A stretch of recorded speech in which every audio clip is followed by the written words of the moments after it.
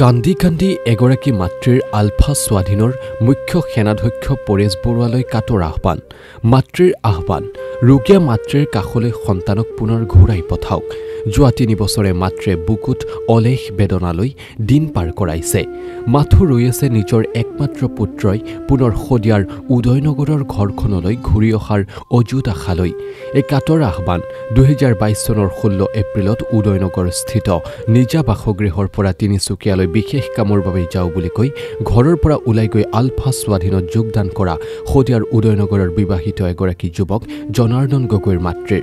পিতৃৰ বিয়োগৰ প্ৰায় 4 মাহৰ পিছতে ঘৰৰ পৰা ওলাই যোৱা জনাৰ্দন গগৈৰ ঘৰখনত এতিয়া মাতৃ একমাত্ৰ কণমানি পুত্ৰৰ লগতে পত্নীয়ে ঘৰলৈ ঘূৰি অহালৈ আশাৰে ৰৈ আছে।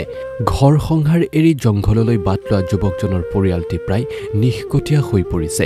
একমাত্ৰ পুত্ৰৰ চিন্তাত মাতৃগৰাকী ৰোগীয়া হৈ পৰিছে। ইফালে বিবাহিত যুৱকগৰাকীৰ পত্নী পুত্ৰৰ ভৱিষ্যত প্ৰায় অনিশ্চিত হৈ পৰিছে। যুৱকগৰাকীৰ জ্যেষ্ঠ ভগ্নে ঘৰখনৰ কথা, নিজৰ পৰিয়ালটোৰ কথা চিন্তা কৰি ঘৰলৈ পুনৰ উভতি আহিবলৈ ভায়েকক অনুৰোধ জনাইছে।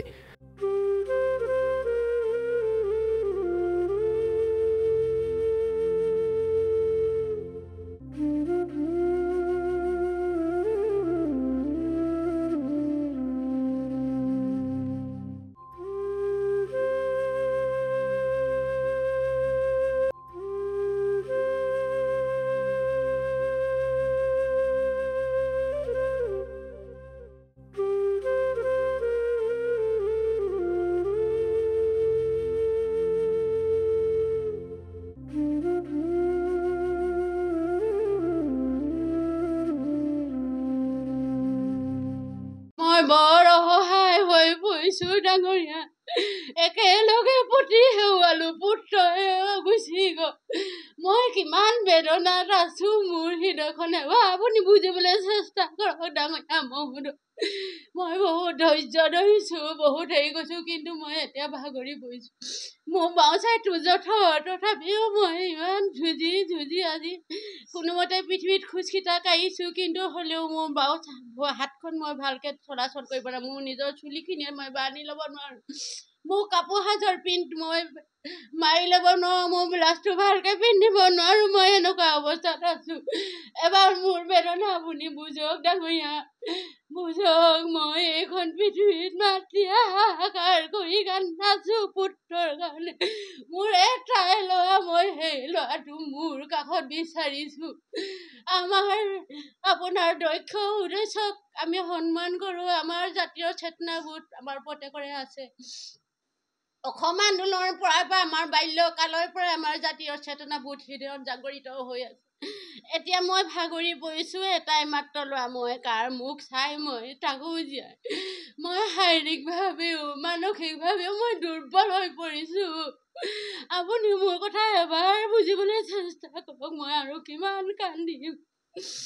মাক থাকোনে পুত্ৰ বিচাৰি ফুৰিছো, যদি কালি মাক যদি পৃথিৱীৰ পৰা বিদায় লওঁ, তাক কোনে বিচাৰিব, কোনে বিচাৰি কান্দিব? মই কান্দিছো। মোৰ মনটো এবাৰ আপুনি বুজিবলৈ চেষ্টা কৰক। মই আপোনাক অনুৰোধ কৰিছো, যিকোনো উপায়েৰে ল'ৰাটো ঘৰখনলৈ পঠাই দিয়াৰ ব্যৱস্থা কৰক।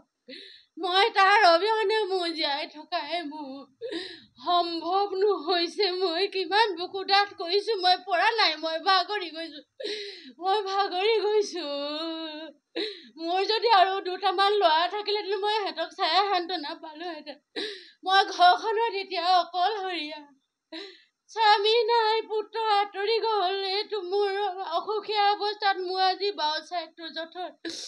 মই এতিয়া কেনেকে থাকো, কি কৰো ভাবি উপায় পোৱা নাই। মই সেইকাৰণে মই আকৌ পুনৰ আপোনাক মই অনুৰোধ কৰিছো, আপুনি মোক চেষ্টা কৰক।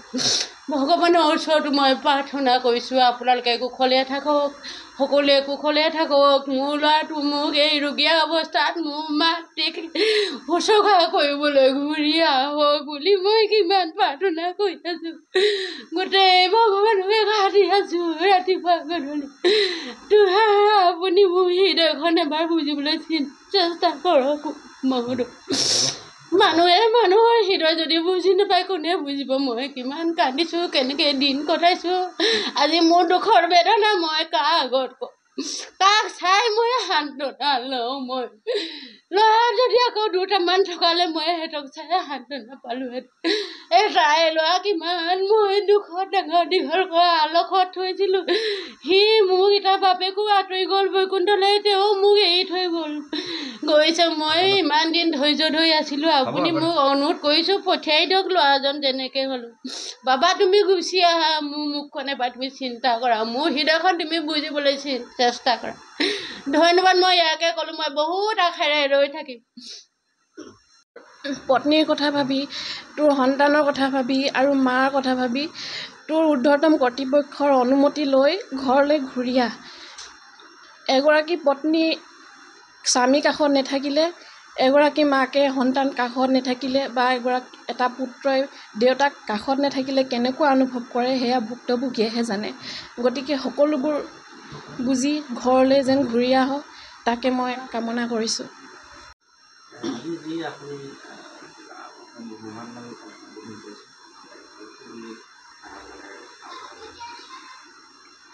প্ৰথমে মই সাংবাদিক অতিথিবৃন্দক মোৰ ফালৰ পৰা ধন্যবাদ জনাইছোঁ আজি মই আপোনালোকক মাতি অনা উদ্দেশ্য এটাই মোৰ একমাত্ৰ ল'ৰা জনাৰ্দন গগৈ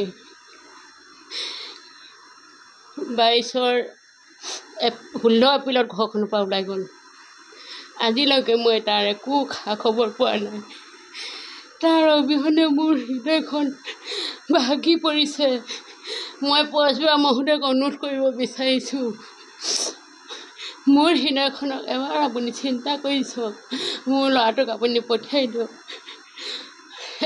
এগৰাকী নাৰীয়ে 3জন পুৰুষৰ আছে থাকে বাল্যকালত পিতৃ আছিয়ত যৌৱনকালত স্বামী আছিয়ত বৃদ্ধকালত পুত্ৰ আছিয়ত কিন্তু এতিয়া মোৰ এই বৃদ্ধকালত মোৰ স্বামী নাই মোৰ পুত্ৰ নাই স্বামী গ'ল বৈকুণ্ঠলৈ পুত্ৰও মোক এৰি থৈ গ'ল গতিকে মই আপোনাক কাতৰে অনুৰোধ কৰিছোঁ মই পুনৰবাৰ আপুনি মোক পঠিয়াই দিয়ক ল'ৰাটো মই এতিয়া নাতিটোৰ মুখলৈ চাব নোৱাৰোঁ মোক দুখ লাগে তাৰ পঢ়াত মন নবহে খোৱাত মন নবহে খেলাত মন নবহে সি ডিপ্ৰেশ্যনত ভুগি আছে সি দেউতাকৰ কাৰণে লগৰ ল'ৰাবিলাক স্কুললৈ দেউতাকে অনা নিয়া কৰে দেউতাকক দেউতা বুলি মাতি দৌৰি আহে সি বেমাৰ লাগি অকৰা হৈ চাই থাকে লগৰবোৰক ল'ৰাটোৰ মুখলৈ চাই আপুনি মোৰ ল'ৰাটোক পঠিয়াই দিয়ক আপুনি বুজাওক জনাৰ্দনক বুজাই বঢ়াই পঠাওক হয় সি আৱেগতে হওক জাতীয় স্বাৰ্থতে হওক ওলাই গৈছে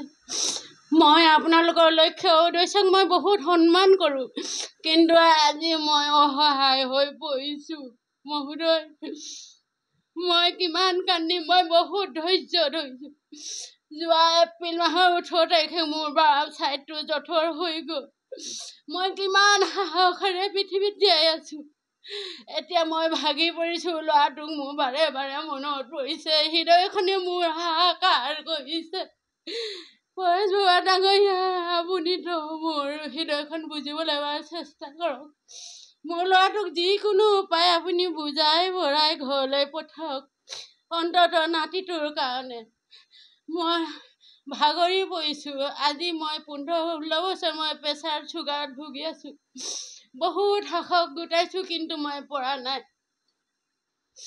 মই এইফালৰ পৰা মোৰ ল'ৰা জনাৰ্দনকো মই কৈছোঁ বাবা মোৰ মুখখনৰ এবাৰ চিন্তা কৰি চোৱা তুমি মোৰ গৰ্ভত 9 মাহ 10 দিন থাকি মোৰ উশাহ নিশাহ লৈ তই পৃথিৱীখন দেখিলা এতিয়া তুমি মোক কিমান দুখত কেলে এৰি থৈ গ'লা দেউতা নথকা অৱস্থাত মোক এৰি থৈ গ'লা মোৰ মনৰ বেদনা মই কাক লৈ মই সান্তনা লওঁ বাবা তুমি গুচি আহা ক'ত আছা মই নোৱাৰিছোঁ আৰু তুমি লিখিছিলা মা পাৰিব বুলি মই এতিয়া নোৱাৰোঁ মই ভাগৰি পৰিছোঁ এইখন পৃথিৱীত তুমি মা বুলি ক'লে তোমাক কোনে ঐ ক'ব বাইদেউ ককাইদেউ দাদাইদেউ খোৱাটো ক'লে ঐ কওঁতা আছে পৃথিৱীত তোমাক মা বুলি মাতোতে ঐ কওঁতা কোনো নোলাব সেইকাৰণে তোমাৰ মা পৃথিৱীত জীয়াই থাকোঁতে তুমি ঘৰলৈ গুচি আহা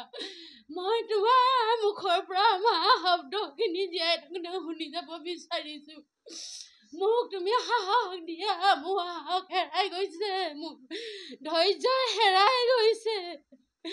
তুমি এবাৰ চিন্তা কৰা, তুমি মোৰ পুত্ৰ, মোৰ হৃদয়ৰ কথা তুমি বুজিবলৈ চেষ্টা কৰা। তুমি নুবুজিলে মোক কোনে বুজিব? এইখন পৃথিৱীত কোনে তোমাক বিচাৰি কান্দিব? মই আজি মাকজনী জীয়াই আছো কাৰণে মই তোমাক পুত্ৰক বিচাৰি মই কান্দিছো। তুমি গুচি আহা। তোমাৰ ল'ৰাটো, তোমাৰ পত্নী, তুমি এবাৰ চিন্তা কৰি চাইছা নাই তেওঁলোকৰ বেদনাৰ কথাখিনি? তুমি আহা। তুমি আহিলেও তোমাৰ মনৰ প্ৰতিভাবিলাক এইয়া মুক্তৰ আকাশৰ তলত থাকি, ৰাজপথত থাকি তোমাৰ প্ৰতিভা বিকাশ কৰিবলৈ তুমি সুবিধা পাবা। বাবা তুমি আহা, ভগৱানে তোমাক ধৈৰ্য দিব। আহা, তুমি পাৰিবা। আহা, গুচি আহা। পৰেশবা ডাঙৰীয়া, আপুনি মোৰ ল'ৰাটোক